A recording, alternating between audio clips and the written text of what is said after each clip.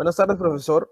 El grupo 5, quien les habla es el alumno José Riachi y vengo a presentarle el trabajo para el ateo y resumen del capítulo 9 y 15, ¿no? En este caso hablaremos del capítulo 9, lo que es vidas y losas armadas en una sola dirección.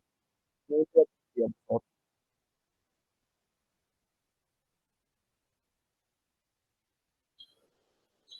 Bueno, para este caso, el siguiente, ahí está, gracias. Para el método de análisis, en resumen, las estructuras simplemente apoyadas son isostáticas. Se analizan utilizando ecuaciones de equilibrio, como todos sabemos, ¿no? Mientras que las ecuaciones continuas son hiperestáticas y requieren de criterios más complejos, ¿no? El método elástico es recomendado, pero contradice el diseño de rotura. El análisis plástico aún no está suficientemente desarrollado, ¿no? A pesar de ello, el método elástico ha demostrado ser práctico y es el que más se utiliza, ¿no? Los resultados obtenidos, sin importar los métodos empleados, se aproxima a los esfuerzos reales de estructuras de concreto armado. El concreto armado presenta dificultades para estimar los esfuerzos reales debido a factores como el patrón de incierto fraguado, el comportamiento inelástico y la sensibilidad de las características mecánicas. Por lo tanto, los valores utilizados en el diseño de concreto son aproximados. Para facilitar el análisis elástico, el código sugiere simplificaciones, como asumir las longitudes de los elementos simplemente apoyados y considerar los extremos lejanos de las columnas que están empotrados, ¿no? Como se muestra en la figura 9.1, ¿no? En el cual podemos ver que las columnas están empotradas y se muestran cargas distribuidas, ¿no? Bueno, para este caso, losas con luces menores a 3 metros pueden considerarse como elementos continuos, ¿no? De compleja solución, ¿no? Siguiente diapositiva, por favor.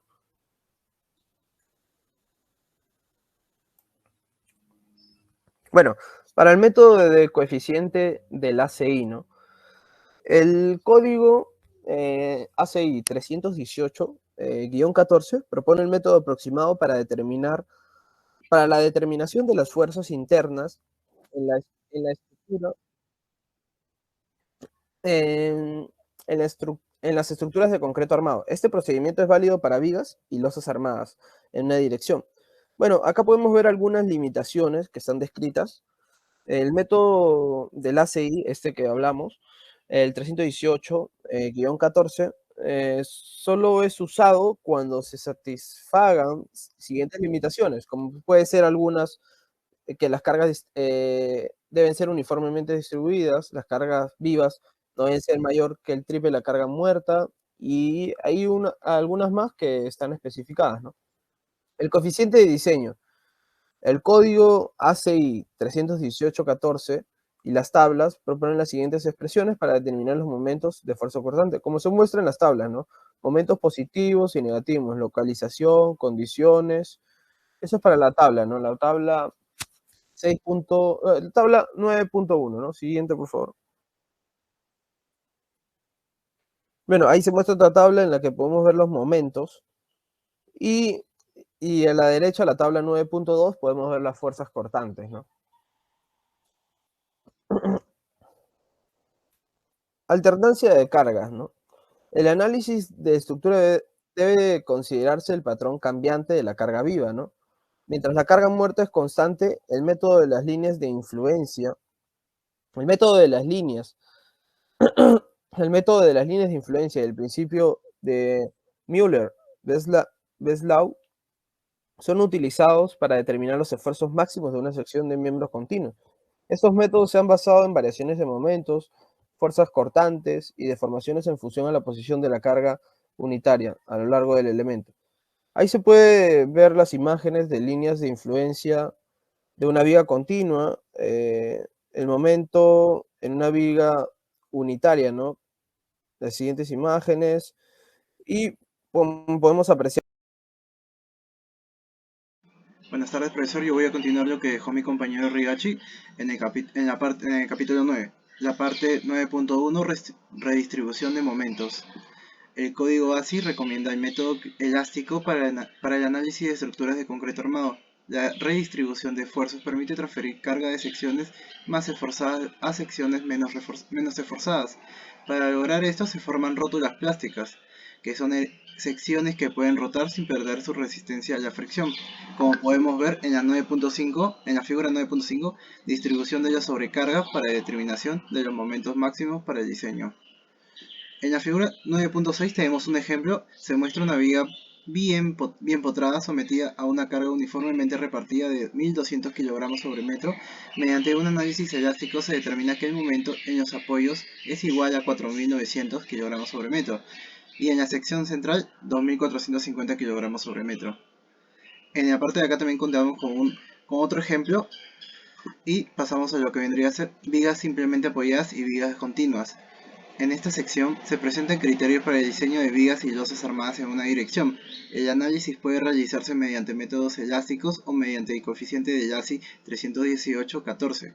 Considerando la redistribución de esfuerzos, el diseño de las vigas incluye cálculos de refuerzo longitudinal y transversal, verificación de flexiones y control de rajaduras.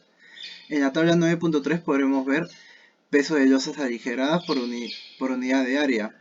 Lo encontramos también en la tabla 4.10.2.1 del reglamento ASI 318-14. En el ejemplo dado se determina la carga necesaria para formar una rótula plástica, una viga continua. Se observa que la carga externa última es la misma de ambas situaciones y que las deflexiones son mayores cuando forman rótulas. El código ASI 318-14 permite ajustar los momentos en los apoyos de las vigas continuas, dentro de ciertos límites basados en las deformaciones unitarias del acero en tracción. Cualquier variación del momento negativo en los apoyos deberá repercutir en el momento positivo en la sección central. Esto lo vemos en la figura 9.8, que está por este lado. Bueno, el código establece criterios para lograr la integridad estructural de las vigas. Para vigas perimetrales se recomienda tener refuerzos positivos y negativos en toda su extensión, siendo al menos un cuarto y un sexto respectivamente de refuerzo requerido en el centro de la luz. Para vigas no perimetrales se sugiere tener refuerzos positivos continuos en toda la viga, al menos en un cuarto de requerido en el centro de la luz y al menos 2 barras continuas. Losas armadas en una dirección. El código ASI 318-14 dedica un capítulo completo a las losas en una dirección, donde se describen las consideraciones para un diseño. Estas losas tienen relación de dimensiones mayores a 2, lo que resulta en una curvatura de fricción más pronunciada en una dirección específica, como se muestra en la figura 9.9 de la parte derecha. El refuerzo principal se distribuye paralelo a la dirección donde se encuentran las mayores curvaturas. Podemos ver en la figura 9.9 la losa armada en una dirección, la curvatura más pronunciada y la curvatura menos pronunciada. Bueno, las losas macizas. Las losas macizas unidireccionales se analizan como viga de bajo peralte y ancho unitario, y el espesor se determina para controlar deflecciones y resistir los esfuerzos de corte sin esfuerzo transversal. El diseño sigue criterios similares a las de las vigas. Muchas gracias, profesor. Buenas tardes, yo soy Miguel Solano y voy a explicar el refuerzo, contracción y temperatura. En estructuras extensas es importante tener medidas para evitar posibles agrietamientos debido a los cambios de temperatura. Una forma de hacerlo es mediante el uso de un esfuerzo de temperatura. El refuerzo principal que se coloca en la dirección de flexión de la estructura ayuda a prevenir los agrietamientos causados por las contracciones y las expansiones térmicas.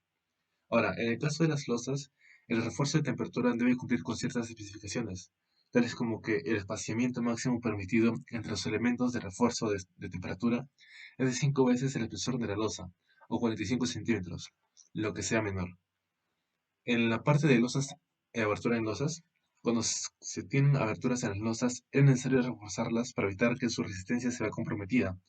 En el caso de aberturas grandes, se coloca vigas en los bordes para brindar mayor soporte. En la sección de losas nervadas y losas aligeradas, las losas macizas no son adecuadas para luces grandes. En su lugar, se utilizan losas nervadas. Pero para crear una superficie inferior uniforme, en las losas nervadas se utilizan encofrados metálicos y se rellenan los espacios vacíos con los radios huecos. A este tipo de losas se le conoce como losas aligeradas. Recomendaciones del código ASE. En el caso de las viguetas, deben tener un ancho mínimo de 10 centímetros y un peralte no mayor a 3.5 veces su ancho. Si hay tuberías embebidas, el espesor de la losa debe ser al menos 2.5 centímetros mayor que el diámetro exterior de los tubos. Y si se utilizan ladrillos o bloques de menor resistencia, el espesor de la losa no debe ser menor a un doceavo de la luz libre entre viguetas, o 4 centímetros, y se debe diseñar el refuerzo perpendicular para las cargas concentradas. Buenas tardes, mi nombre es José Martín Valles y a continuación les voy a explicar un resumen del capítulo 15. Capítulo 15. Losas armadas en dos direcciones.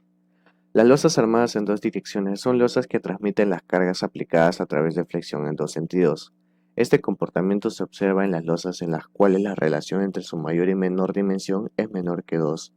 A lo largo del tiempo, los métodos de diseño de estos elementos han ido variando. Los procedimientos de diseño empleados consideraban erradamente que parte de la carga aplicada sobre la losa generaba esfuerzos en una dirección y el resto tenía un efecto similar en la otra, es decir, la carga se repartía en las dos direcciones principales. En 1914, Nilsson propuso usar principios de estática para la determinación de los esfuerzos de flexión en las losas. En 1940, el Joint Committee ACI-ASCE planteó un método de coeficientes para el diseño de losas armadas, en dos sentidos con vigas en los bordes de los paños. En 1943, Johansen propuso la teoría de las líneas de fluencia. Esta teoría supone que conforme se incremente la carga, se desarrollan articulaciones en la losa, a manera de bisagras, que generan la rotación de trozos rígidos del elemento. Tipo de losas armadas en dos sentidos. En un inicio, las losas armadas en dos sentidos se apoyaron sobre vigas en sus cuatro lados, dando lugar a los sistemas de vigas y losas. Conforme se fue conociendo mejor el comportamiento de estas estructuras, se fue prescindiendo de las vigas y se desarrollaron losas planas. En ocasiones, las losas planas se presentan problemas de punzonamiento alrededor de las columnas. No es posible una adecuada transferencia de las cargas aplicadas sobre las losas hacia la columna. Criterios para el dimensionamiento de losas armadas en dos sentidos. Estos criterios son los siguientes: el espesor mínimo de las losas, abacos o paneles y capiteles. Principios generales para el diseño de losas armadas en dos direcciones. Para hacer factible el desarrollo anterior es necesario idealizar las condiciones de contorno, borde empotrado, simplemente apoyado o embolado. Para el diseño de losas en dos direcciones, el código de la ACI 31814 propone que éstas se consideren como vigas chatas y anchas apoyadas en las vigas de los pórticos o en franjas de columnas que les sirve de apoyo. Bueno, a continuación le doy paso a mi compañero Kevin Waripata. Ahora, las losas armadas en dos direcciones. En este método del diseño es aplicable solo a las losas armadas en dos sentidos apoyadas en vigas o muros. Puede apreciar en la imagen. Con la sesión pretendente y método directo es un procedimiento simplificado que permite determinar los elementos del diseño de losas armadas en dos direcciones de las vigas y columnas que le sirven de apoyo. Por otro lado, tenemos los elementos diseñados haciendo el uso de procedimiento satisfacen los requerimientos de resistencia de la estructura y también la mayor parte de condiciones necesarias para un adecuado comportamiento bajo la carga de servicio. Ahora, el método directo se aplica en dos direcciones. ¿Qué quiere decir esto? Para las losas armadas por separado, para el análisis se divide en constituidas por una franja de columnas y dos medidas franjas centrales, una a cada lado. Estas proposiciones de losa son tratadas como vigas chatas y vigas anchas y son analizadas independientemente una y otra. Por este método directo, basado en los resultados de prueba con carga de gravedad uniformemente en los modelos en los cuales las reacciones sobre el elemento son determinadas por el equilibrio. Por ello, este método aplica al diseño de las losas de cimentación. Ahora, vamos a la parte del método directo. El método directo pueda ser utilizado en análisis de la losa armada en dos direcciones, es necesario esta satisfagan una serie de características, las cuales presentan a continuación en el ANSI 318-14. Tenemos la determinación del momento total estático. ¿Qué me quiere decir el momento total estático? Me dice que el momento total estático es determinado a través del planteamiento presentado por Nick en la figura 15.12, como puede visualizar esta figura. Se muestra una losa armada en dos sentidos apoyada sobre una columna rectangular. Buenas tardes, mi nombre es Luis Mirabal y voy a continuar con la exposición. Les hablaré primero de la distribución de los momentos positivos y negativos. Los momentos negativos, determinados con los criterios que se detallan a continuación, corresponden a la cara de los apoyos rectangulares y a la cara del apoyo cuadrado, equivalente cuando el soporte no es rectangular. La distribución de los momentos en la franja de columna y en la franja central tienen momento negativo interior, momento negativo exterior y momento positivo. Los momentos en las columnas de diseño que sostienen la losa dependen de su ubicación. Las columnas exteriores, superiores e inferiores se diseñan para resistir todo el momento negativo proveniente de la losa repartida proporcionalmente a su rigidez. El método del pórtico equivalente es un procedimiento para el análisis del sistema de losas armadas en dos direcciones más elaborado que el método directo. Permite determinar los esfuerzos de la estructura haciendo un uso de procedimientos convencionales de análisis estructural.